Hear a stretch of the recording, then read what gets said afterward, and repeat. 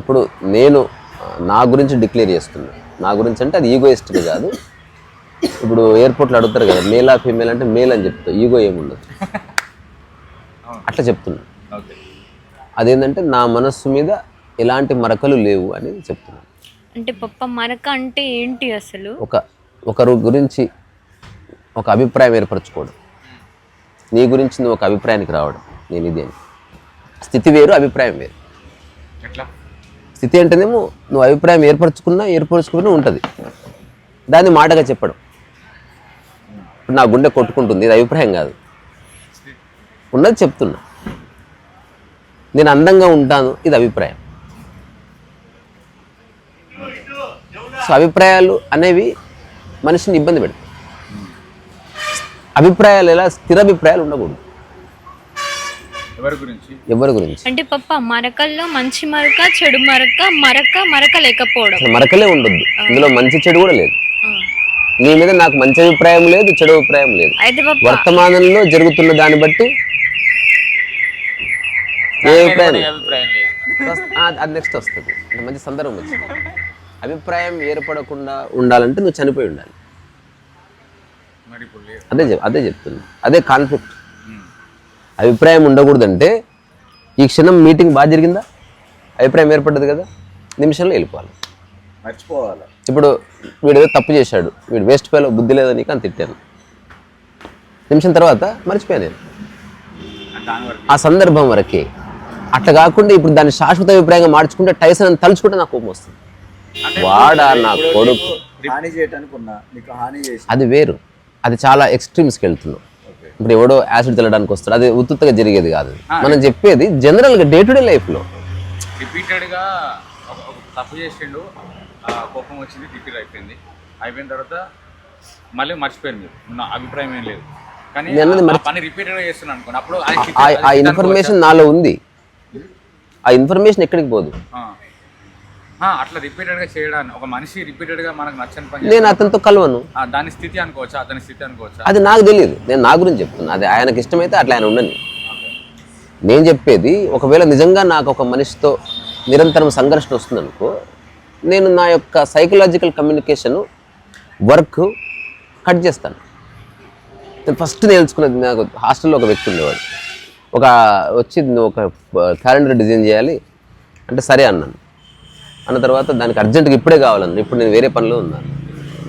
లేదు నువ్వు పని చేస్తే ఈరోజు రాత్రి క్యాలెండర్ అంతా నువ్వు బొమ్మలు వేసి డిజైన్ చేసి ఫోటోషాప్లో నాకు ఇస్తే నేను నీకు 10,000 ఇస్తానన్నా. నాకు నిజంగా డబ్బు అవసరం ఉంది, నిజంగా ఇస్తావా, ఎందుకంటే నువ్వు కొంచెం మోసగాడివి అని చెప్పాను నేను. అతను నాకు తెలుసు, లేదు అన్నా నేను మోసం చేస్తానన్నా. అన్న తర్వాత ఇప్పుడు నేనేం చేశాను, నేనే కదా చేసింది. నైట్ అయిపోయింది, పొద్దున్న ఎప్పుడు ఇస్తామంటే 10 గంటలకు ఇస్తాను అండి. నేను నిద్ర లేదు, చూస్తే లేడు, బండి లేదు, ఫోన్ చేసి స్విచ్ ఆఫ్ ఉంది, ఎవరో మినిస్టర్ని కలవడానికి వెళ్ళాడు, అంత బాగానే ఉంది, వచ్చాడు అని ఏమన్నా మస్తు జరిగిందన్న ప్రోగ్రామ్ ఫొటోస్ చూపించాడు, డబ్బులు అని అడిగాడు. అంటే ఇప్పుడు లేవన్నా వన్ డే పడుతుంది అంటే ఎప్పుడవుతుంది అంటే రేపు ఎల్లుండి.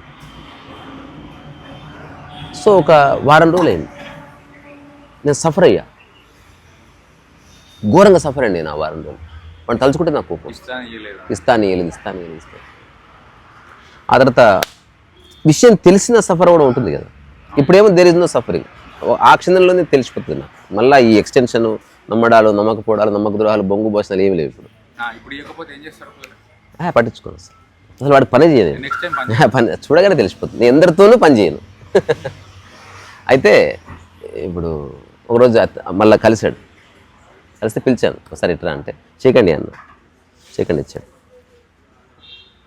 దాని తర్వాత ఎందుకన్నా ఇంత ప్రేమ చేయకండి ఇస్తాను, ఇక జీవితంలో నీతో పని చేయను అని చెప్పాను. ఈ రోజుకి పని చేయలేదు నేను. కంప్లీట్ డిసిషన్, జీవితం అని అంటున్నాను కదా, అంటే అది ఊరికి ఆశమాషి చెప్పిన కాదు. ఒకవేళ అభిప్రాయానికి వస్తే ఇంకా జీవితం మొత్తానికి రా, అట్లా వద్దు. నేను నీతో ఉండను, మళ్ళీ రాకింగా పో దొబ్బే. అంటే మనిషి మారడం నాకు సంబంధం, నేను వేరే వాళ్ళ గురించి మాట్లాడతలేను. అక్కడ విషయం అది కాదురా, నేను చెప్తున్నది అభిప్రాయాలు ఏర్పరచుకోకు. ఒకవేళ ఏర్పరచుకున్నా తొందర తీసేసి మళ్ళీ కలిసిపో. అయినా ఒక వ్యక్తి నీకు నచ్చలేదు, ఒక అభిప్రాయానికి రా, ఇంకా లైఫ్లో మార్చుకోకుండా. ఇప్పుడు ఉదాహరణకి టైసన్ గురించి నాకు ఆసక్తి లేదు, అతను ఎవరో నాకు తెలియదు, అది తప్ప వేరే ఏదైనా మాట్లాడండి సార్. లేదండి అతను మాకు వద్దు సారు, చలో రైట్ బాయ్.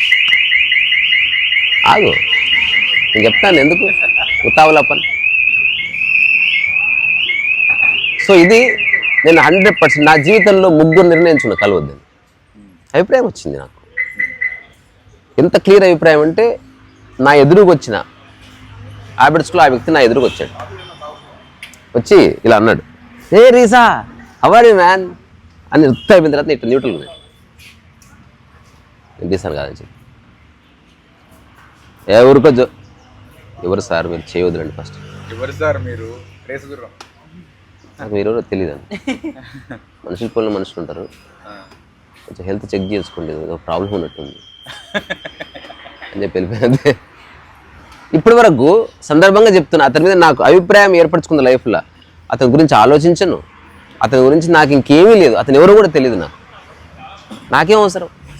ఈ ప్రపంచంలో మనం బతుకుతున్నది ఒకటి గురించి ఆలోచిస్తూ మనం దమాక్ ఖరాబ్ చేసుకోవడం కాదు, నువ్వేం చేస్తావో ఆలోచించుకో. కానీ ఒక్కరి పట్ల నాకు ద్వేషం లేదు, ఏమీ లేదు. నాకు ఇంకా కృతజ్ఞత ఉంది. నా వెరీ గ్రేట్ఫుల్. ఇప్పుడు ఉదాహరణకి ఆ వ్యక్తి నేను జీవితంలో పనిచేయనని అతను నాకు ఒక అవకాశం ఇచ్చాడు, ఎవరితో పని చేయాలి ఎవరితో పని చేయకూడదు అని తెలుసుకుని ఒక ఆపర్చునిటీ ఇచ్చాడు. అతనితో మాత్రం పని చేయను. ఇప్పుడు స్నేహం ఉంది నాకు. అప్పుడు ఫోన్ చేస్తాడు, పార్టీలో ఉన్నాడు, కాంగ్రెస్ పార్టీలో ఉన్నాడు, ఏమన్నా బాగున్నావు అంటే బాగుందరా నాయన అంటాను. ఏమన్నా లైఫ్ అంతా అంతేనా నిర్ణయం, ఇంక మళ్ళీ మారదా అన్నాడు. అది వద్దులేరా నాయన, నువ్వు వేరే వాళ్ళని దొరికించుకో, చేసుకో, మనకు కుదరదు. దాన్ని హెల్తీగా చెప్పాను, ఎందుకు కుదరదు అంటే ఇది నా పద్ధతి, మనకు కుదరదు, పాలు ఉప్పులాగా ఉంటుంది, ఎందుకు మన ఇద్దరు స్నేహితుల్లాగా ఉందాం, కలిసి ఇట్లా మాట్లాడుకుందాం, వెళ్ళిపోదాం, కానీ పని మాత్రం చేయను. సో ఇప్పుడు నేను ఎవరితో పని చేస్తున్నా అంటే నాకు వాళ్ళతో ఇష్టం ఉంది, అంటే నాకు కలుస్తుందని. నేను కొందరితో ఏ పని పెట్టుకోను, అసలు ఏ కమ్యూనికేషన్ ఎస్టాబ్లిష్ చేయను. ఇది గొప్ప కాదు. నువ్వు ఆనందంగా జీవించాలంటే కొన్ని మెజర్స్ తీసుకోవాలి. నువ్వు పడుకోవాలంటే బెడ్ బాగుండాలనుకుంటున్నావు అంటే నీ చుట్టుపక్కల మనుషులు హెల్దీగా ఉండాలి. నీకు ఇబ్బంది అనిపించింది బెడ్ బయటపడేస్తావు. అట్లాగే ఆ మనిషికి దూరంగా జరుగు. We are not here to change everybody. ఒకసారి 2 సార్లు 10 సార్లు చెప్పు. కానీ వితర్కాలు కుతర్కాలు వితండవాదాలు చేశారనుకో, కమ్ టు ఏ కంక్లూజన్. ఇంకా జీవితంలో ఆ కంక్లూజన్ నుంచి బయటకు రాకుండా ఏమీ కాదు. ఇంత కోట్ల మంది ఉన్నారు, ఒకటికి బాయ్ చెప్తే ఏం కాదు, ఏమి కాదు. నాకు 100% తెలుసు. ఇప్పుడు ఎవరన్నా ఉండి నేను వెళ్ళిపోతాను, వెళ్ళిపోతుంది. నేను నిన్ను అడిగి పుట్టలే, నువ్వు ఉన్నవని జన్మ తీసుకోలే, నువ్వు ఈ భూమి మీద నాకు స్నేహితుడు ఉంటావని నమ్మి నేను జీవిస్తలేను. ఎవడున్నా లేకున్నా నేను ఉన్నాను. ఇంకా నాకు కుక్కలు చాలు, వాటి సమక్షంలో కూర్చొని ఇంత వర్క్ చేసుకుంటాను. ఇది నా నిర్ణయం. ఇది వేరే వాళ్ళకి అంగీకారంగా ఉండొచ్చు, అది నాకు సంబంధం లేదు. నువ్వు ఆనందంగా ఉండాలంటే ఈ మెజర్స్ తీసుకొని తీరాలి. ఇది జోక్ కాదు, ఇది ఒక అవగాహనకు రావాలి. ఊరికి ఏం మాట్లాడతావు, వ్యక్తుల పట్ల అభిప్రాయాలు ఏర్పరచుకుని ఏం సాధిస్తావు? నీ మనసే చెడిపోతుంది. వాడు అలాగే ఉన్నాడు, నీ దమాక్ ఖరాబ్ అవుతుంది. బేసికల్ అది గుర్తించవు కదా. ఇప్పుడు టైసన్ మంచివాడు కదా నేను అనుకున్నా, నేను టైసన్ గురించి ఇతనితో మాట్లాడుతున్నా, ఎవరి సమయం ఖరాబ్ అవుతుంది? నాదే. టైసన్ ఏదో చేస్తే నాకు ఫీల్ అయినా, నేను మోహం మార్చుకుని పడుకున్నా, ఎవడి మోహం మాడిపోయింది నాదే. వాడు బాగానే ఉన్నాడు. ఏదైనా చేస్తే వాడిని చెయ్యి, నువ్వెందుకు మనసులోకి తీసుకుంటున్నావు? ఏదైనా ఒక 2 టాక్ చేసి పెట్టు, ఇది చివరి టాక్, ఇతని గురించి చెప్పాలనుకుంటున్నా, ఇది దుర్మార్గం అని చెప్పి ఇంక తర్వాత ఏమన్నా కొంచెం నాలు, అది కూడా అవసరం లేదు. So don't give too much importance to a human being. ఎవరి ప్రాధాన్యత వాళ్ళకు ఉంది, అంతవరకు ఓకే. కానీ నెత్తికి ఎక్కించుకోవాల్సిన అవసరం లేదు, నువ్వు ఒకరి నెత్తి మీద ఎక్కాల్సిన అవసరం లేదు. Be friendly. కొంచెం అది కుదరలేదు, సర్దుబాటు, అది కూడా కుదరలేదు, టాటా బాయ్ బాయ్, ఏమీ కాదు. ఎక్కడో పుట్టిన అమ్మాయి ఒక కొత్తింటికి వచ్చి జీవితం జీవిస్తుంది అందరిని వదిలేసి. తల్లిదండ్రులనే వదిలేసి ఉంటున్నారు లేడీస్. నువ్వు ఫ్రెండ్ వదిలి ఉండలేవా? ఓడి హాయిగా ఉండొచ్చు. నేనైతే ఉంటాను. ఎవరి వాళ్ళు డిక్లేర్ చేసుకోవాలి. సో అందుకని కృష్ణమూర్తి అంటాడు, అంటే కాన్షియస్నెస్ని క్లీన్ చేసుకోవడమే ధ్యానం అంటాడు అన్నమాట. So emptying consciousness is meditation. అంటే నీ యొక్క మనసు అనే ఒక అద్భుతమైన చైతన్యమైన ఒక దాని మీద నువ్వు రకరకాల అభిప్రాయాలు, ధారణలు, మంచి చెడులు, ఇది అది, వాడిట్లా వీడిట్లా నేను ఇట్లా, ఇది ఇవన్నీ వేయడం వల్ల నీ దృష్టి చెడిపోతుంది.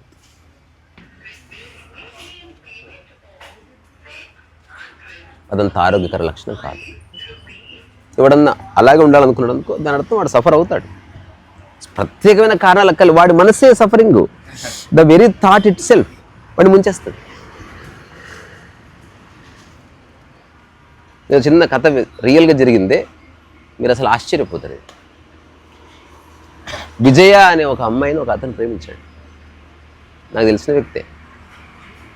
ప్రేమలో పడి ఆ అమ్మాయి ఏమో కొంచెం హై క్లాస్, బాగా చదువుకుంది, వీడేమో టప్పు చబూత్రగాడు, వీడికేం తెలియదు. కానీ ప్రేమకేముంది, అది ఎవడైనా పట్టుకుంటుంది, అది ఉత్తది ఐ లవ్ హర్.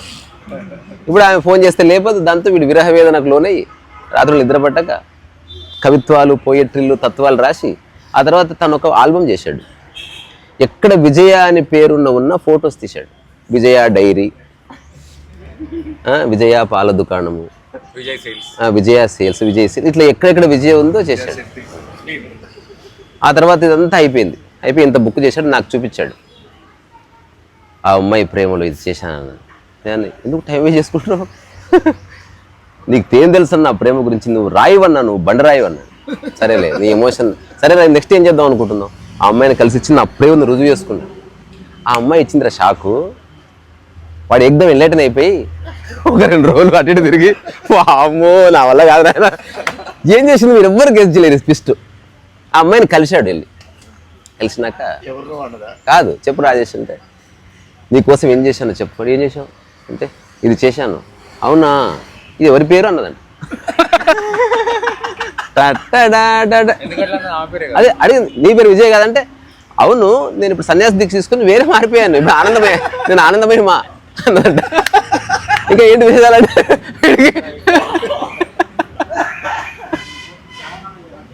ఎవరు విజయ, ఆమె గురించి నువ్వెందుకు టైం వేస్ట్ చేసావు, ఏం బంగారు, ఏమిటి నీ ప్రాబ్లం, కాక నేను మళ్ళీ వస్తా, నాకు దిమ్మ తిరిగిపోయింది అసలు. తర్వాత అది మన బయలుదేరే ముందు ఆమె అడిగిన ప్రశ్న, ఇప్పుడు ఆల్బమ్ ఏం చేద్దాం అనుకుంటున్నా, చింపోతలు పారేస్తాను, తప్పు, అది ఆర్ట్ వర్క్, అది ఉంచుకో, మంచిగా ఉంది వర్క్ అని చెప్పి. ఆర్ట్ వర్క్ అది మంచిగా ఉంచుకో, ఎంత చక్కగా వర్క్ చేసావు అన్నదండి.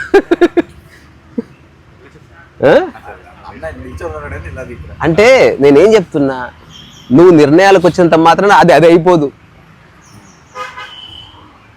ఏది ఎట్లుందో అట్లే ఉంది. నీ తొక్కలో నిర్ణయాలు తాత్కాలికంగా చేసుకో, ఏం ప్రాబ్లం లేదు. కానీ అది శాశ్వత నిర్ణయంగా మార్చుకుంటే అదే నీకు అడ్డొస్తూ ఉంటుంది.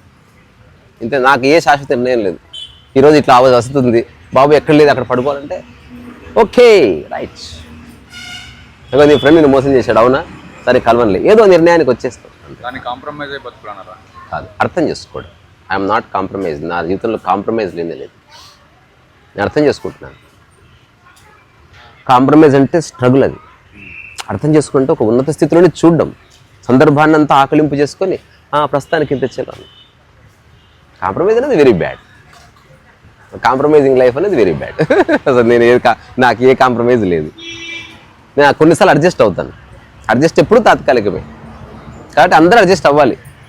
కానీ అంతకంటే ముఖ్యం అర్థం చేసుకుంటే ఇంకా చాలా బాగుంటుంది. ఇంకా అడ్జస్ట్ కూడా అవ్వకు, అర్థం చేసుకో. అన్నం లేదా, ఈరోజు చపాతీ అడ్జస్ట్, నో, అన్నము లేదన్న విషయాన్ని అర్థం చేసుకో. చపాతి కూడా ఆహారమైన గౌరవించు, దాన్ని ప్రసాదంలో తీసుకో. నీ బోర్డు అడ్జస్ట్మెంట్ నీ ప్రపంచానికి అక్కర్లేదు. ఇదేం సలహా కాదు, ఎవరి కూడా ఆలోచించుకోండి. నాకు ఎవరి మీద ఏ అభిప్రాయం లేదు అన్నది సత్యము, ఇది ఎవరిని బ్లఫ్ చేయడానికి చెప్పట్లే. అందుకే శుద్ధ నిత్య నూతనంగా హాయిగా ఉంటాను. నన్ను ఎవరన్నా బాధ పెట్టినా వెళ్ళి పలకరేయడానికి ఏకైక కారణం వాళ్ళ మీద నాకు అభిప్రాయం ఏర్పడకపోవడమే. నాకు నిజంగా అభిప్రాయం ఏర్పడితే ఎందుకు మాట్లాడతా?